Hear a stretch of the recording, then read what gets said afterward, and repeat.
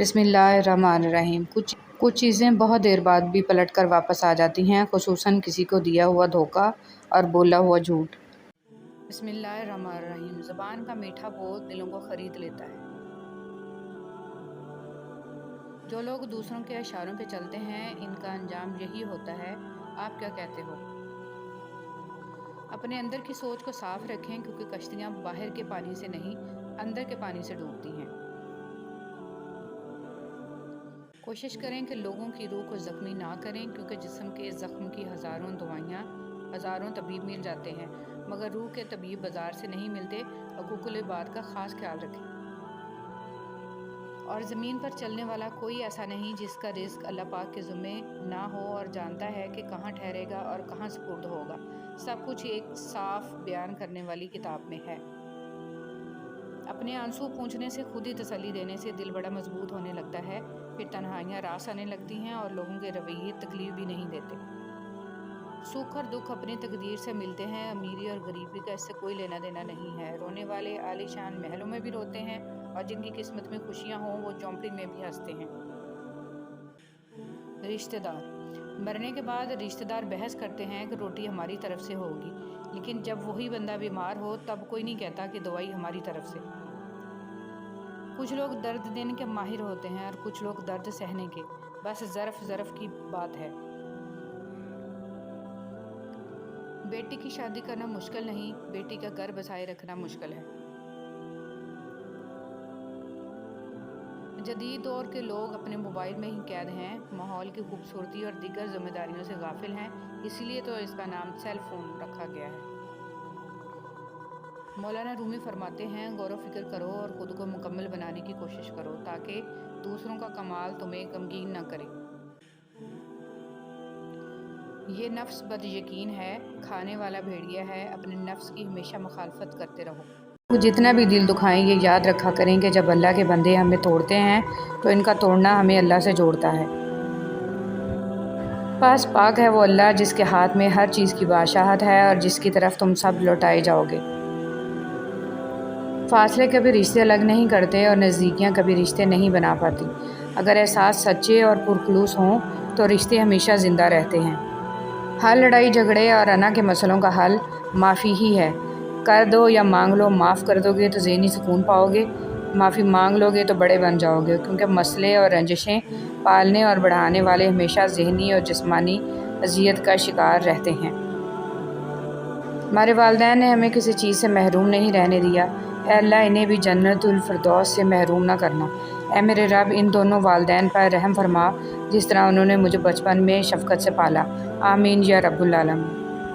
جو لوگ جھک جاتے ہیں وہ کمزور نہیں ہوتے، بس ان میں رشتے نبھانے کی چاہت دوسروں سے زیادہ ہوتی ہے۔ خود کو سب سے بہتر سمجھ لینا یہ ایک ایسی بیماری ہے جو انسان کو کسی قابل نہیں چھوڑتی۔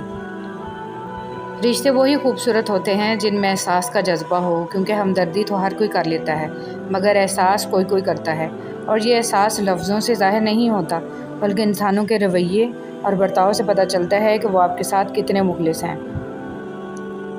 کسی مرد کا ساتھی بننا عورت کی تقدیر میں پہلے ہی لکھا جا چکا ہے، تفریح بننا عورت خود منتخب کرتی ہے۔ رشتوں کو ایسی خوبی سے نبھاؤ جیسے شہد کی مکھی پھولوں سے رس بھی لے لیتی ہے اور ان کا نقصان بھی نہیں ہونے دیتی۔ خبردار رشتہ داروں سے تعلق توڑنے والے کی صحبت اختیار نہ کرنا کہ میں نے اسے کتاب خدا قرآن میں لعنت شدہ پایا ہے۔ حضرت امام زین العابدین رضی اللہ تعالیٰ عنہ۔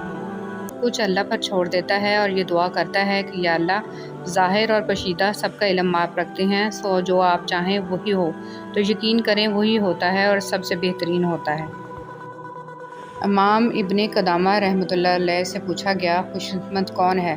فرمایا وہ شخص جس کی سانسیں رک جائیں لیکن اس کی نیکیاں نہ رکیں۔ اگر تمہیں سب راستے بند نظر آئیں تو وہ تمہیں ایسا پوشیدہ راستہ دکھا دے گا جس کے بارے میں کوئی جانتا نہیں ہوگا۔ مولانا رومی رحمۃ اللہ علیہ۔ تم قطرہ مانگتے ہو، میرا رب دریا عطا کرتا ہے۔ رب سے مانگا کرو، وہ بنا احسان کیے جھولیاں بھر دیتا ہے۔ ابو علی سینا کا قول ہے، خواہش نفس تجھے پنجرے کا قیدی بناتی ہے، اس کو مٹا کر حقیقی آزادی کا لطف اٹھا۔ وہ شخص اپنے آپ پر بہت ظلم کرتا ہے جو پورے دن میں ایک بار بھی استغفار نہیں کرتا۔ حکیم اقلیدس کا قول ہے، جو شخص علم رکھے اور اس پر عمل نہ کرے وہ ایک بیمار ہے جس کے پاس دوا تو ہے مگر علاج نہیں کرتا۔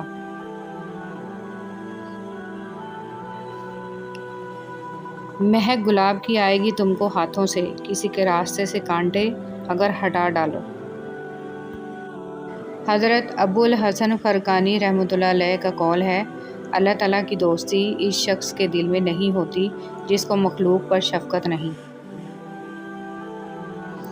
جان لیوس کا قول ہے، عقل مند وہ شخص ہے جو اپنی زبان کو دوسروں کی مذمت سے بچائے۔ حضرت ابراہیم ادم رحمۃ اللہ علیہ سے کسی نے کہا، گوشت مہنگا ہو چکا ہے، کیا کرنا چاہیے؟ آپ رحمۃ اللہ علیہ نے فرمایا، اسے سستا کر دو، یعنی اسے خریدنا چھوڑ دو۔ ہم وہ لوگ ہیں جو سوچ اور نظریات بدلنا چاہتے ہیں لیکن دوسروں کے۔ دریا تلاش کر نہ سمندر تلاش کر، راہ جہاں ملے تجھے وہ گھر تلاش کر۔ لوگوں کے پیچھے چلنے سے کچھ فائدہ نہیں، جو راہ حق دکھائے وہ رہبر تلاش کر۔ اکثر لوگ لڑائی کے دوران یہ بات کہہ کر لڑائی جاری رکھتے ہیں کہ ہم سے غلط بات برداشت نہیں ہوتی، حالانکہ غلط بات برداشت کرنا ہی تو صبر ہے۔ صحیح بات برداشت نہیں کی جاتی، تسلیم کی جاتی ہے۔ اشفاق احمد۔ بیکن کا قول ہے، جو انسان انتقام اور کینہ کی یاد دل میں تازہ رکھتا ہے وہ گویا اپنے زخموں کو ہرا رکھتا ہے جو بصورت دیگر آسانی سے بھر جاتے اور اس کے آرام کا باعث ہوتے۔ حضرت شیخ عبد القادر جیلانی رحمۃ اللہ علیہ کا قول ہے، وہ کیا ہی بد نصیب انسان ہے کہ جس کے دل میں اللہ تعالیٰ نے جانداروں پر رحم کرنے کی عادت پیدا نہیں کی۔